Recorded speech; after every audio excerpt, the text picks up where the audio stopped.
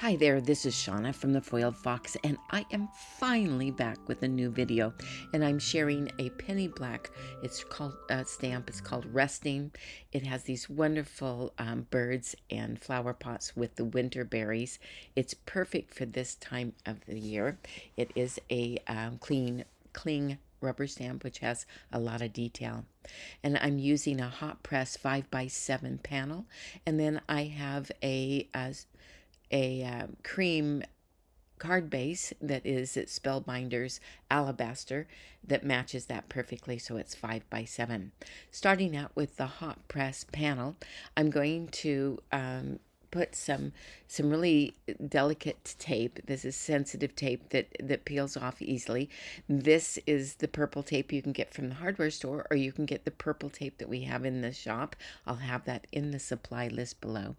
I have two strips that I've trimmed to a 1/2 inch. It's very easy to use your paper trimmer and trim these to exactly 1/2 inch, so I know exactly what the border is, so it's not going to look a little wonky. It's going to be nice and even.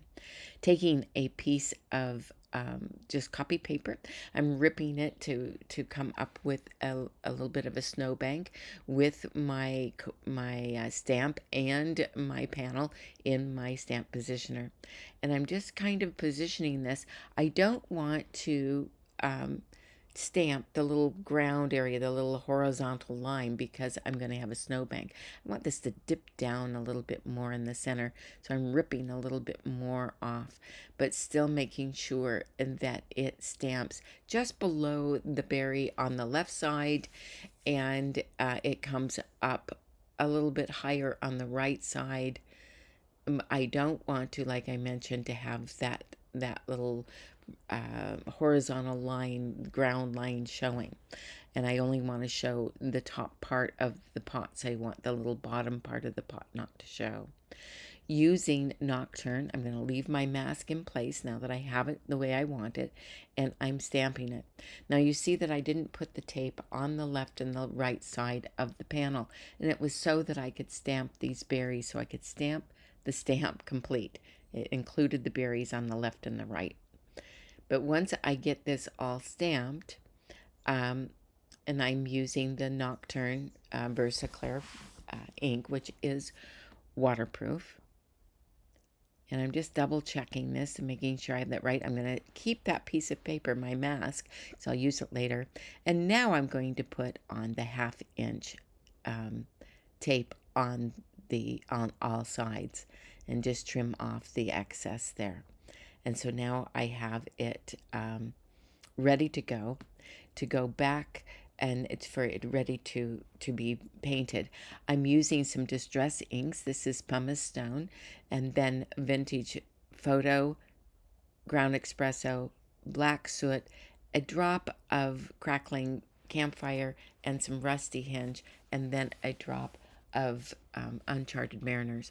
If you have re-inkers for all of these colors, I didn't, then it would work out really wonderfully because I like the intensity of the color. But just mushing this on my acrylic palette there works out just fine too.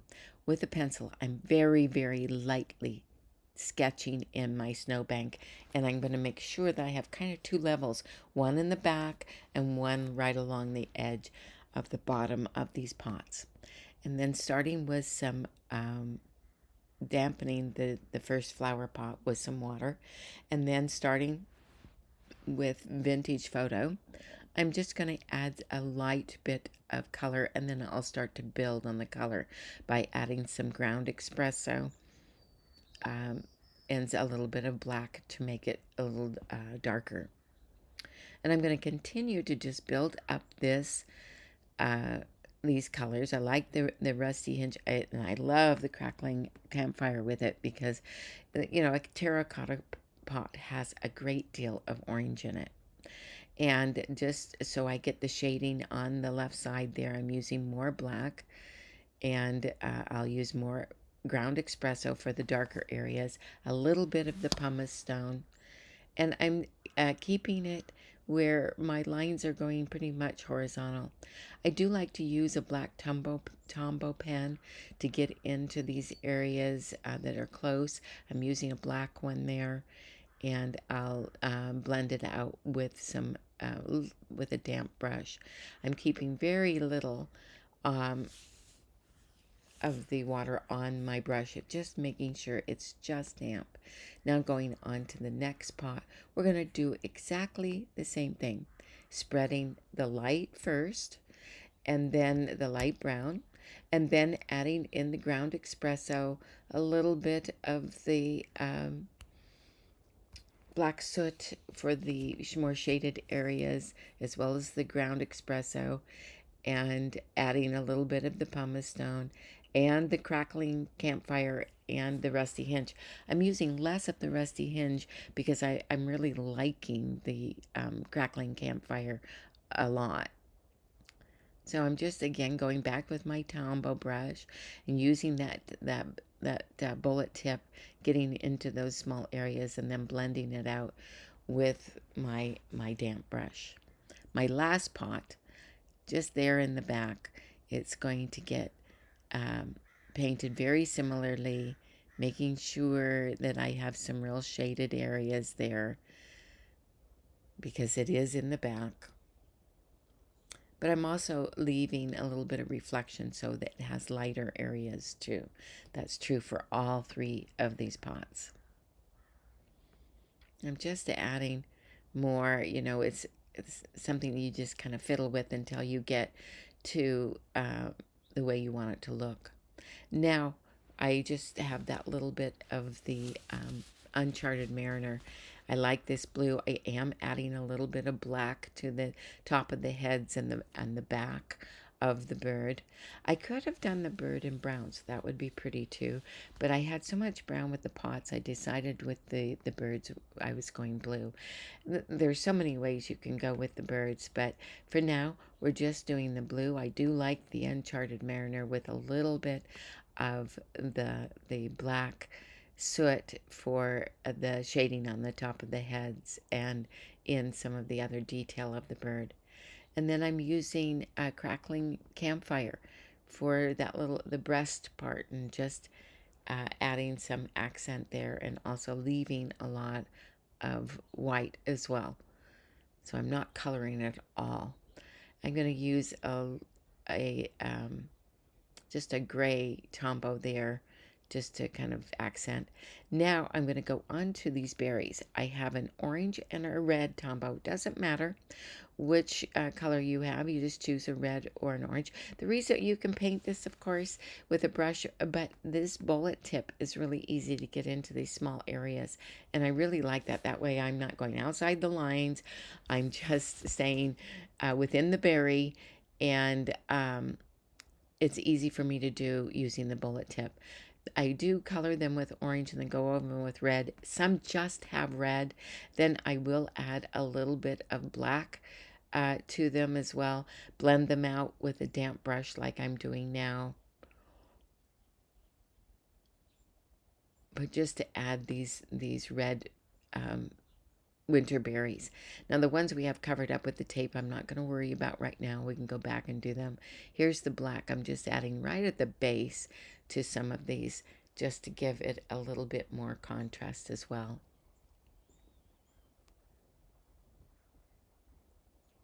Add a little bit, this again, you always have your little fiddle time where you want to add different colors. But I think that I have that all set, and I want to make sure that they're very dry because red bleeds really easily, and I want to make sure it's super dry because I'm going to use an embossing pen. This one is a Wow embossing pen, but Versamark has a really nice pen. I'll put both of them in the supply list. There's a link down below, and I'm just making sure I'm just putting on some of that embossing ink on the berries. This is after I treated my panel with anti-static powder so that I only get the embossing powder where I want it.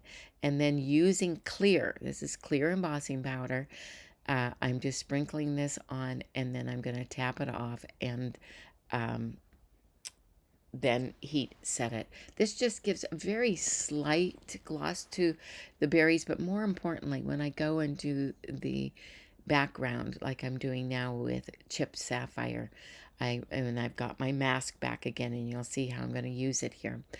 It won't bleed the reds with now that they're encapsulated in that embossing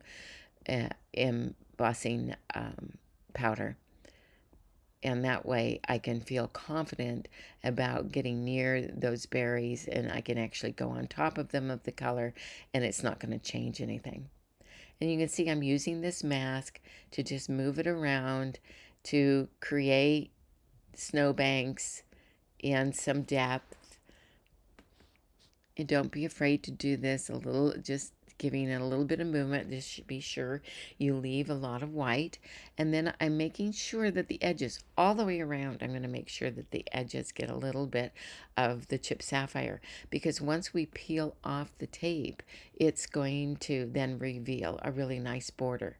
If you don't add any, like down in the snowbank down below, then you're not going to show that at that border very well. But I'm just adding this onto the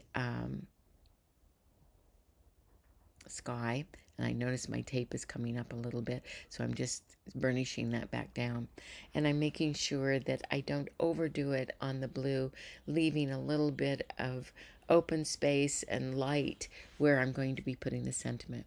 Now peeling off the tape, you can see how what I mean by it's revealing that what half-inch border all the way around. So be sure you get ink even where the snowbank is. Now that tape lifted up a tiny bit, so it got a little bit wibbly wobbly there. I'm just using a sand eraser and erasing that, and now it's working out just great. Now I have the scene pretty much done, except I'm going to go in and do these berries. Now I could have left the tape on, and you'll see this in a few minutes, and done these berries later, but I got impatient and had to get these berries done. But it'll work out just fine because I have a fix for this. And then I'm just going to sharpen up a little areas with my my black Tombow pen. Now for the sentiment, I have a piece of acetate. This is how I always do every sentiment. I put it on top of the work I just did.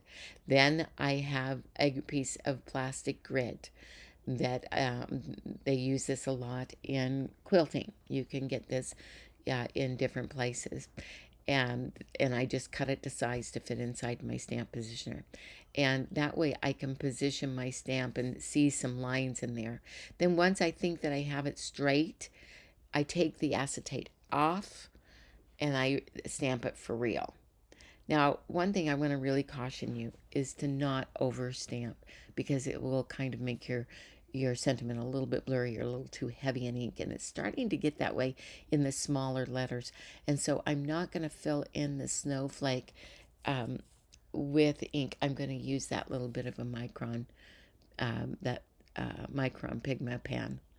Now that I'm happy with all that, I'm just taking some Dr. P.H. Martin's bleed proof white ink, and I'm using my finger and flicking the brush on my finger, and that creates this nice snow. Then I'm going to just add more snow with my brush, and this is I'm not diluting this white ink. I'm just leaving it straight because I want it to be sure to cover. So it's got to be, nice and thick, not diluted. And I'm just going to add little accents of snow here and there. Oh, and I forgot to mention, maybe you saw that really quick. Penny Black has a really nice masking set that has some basic shapes, and it has this rectangle. And remember, I told you I took off the tape maybe prematurely, so I didn't want any of the snow splatters to get onto the edges, and so I just put this as a mask. I'll put it in the supply list. It's a really nice stencil material that you can just lay over top your projects. You can see it there on the left. And then so I'll just demonstrate this one more time for you. Um, just will as I add a little bit more snow. And I did cover the sentiment this time. I didn't want any more of that white to get near that. And I'm just splattering more of the snow. It's up to you how snowy you want your scene to look, but this is kind of your average amount of snow, I guess. Not too much, not too little, kind of the Goldilocks of snow, how much I put on there.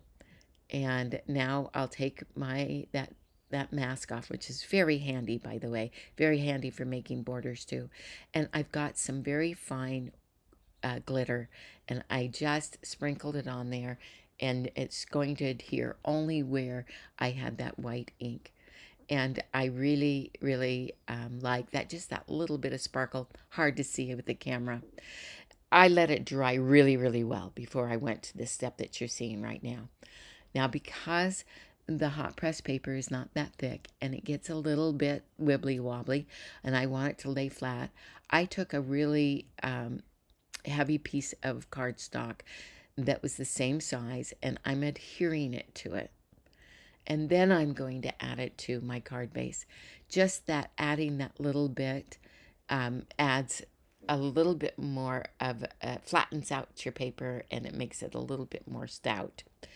And so I really think that works out very nicely. That's a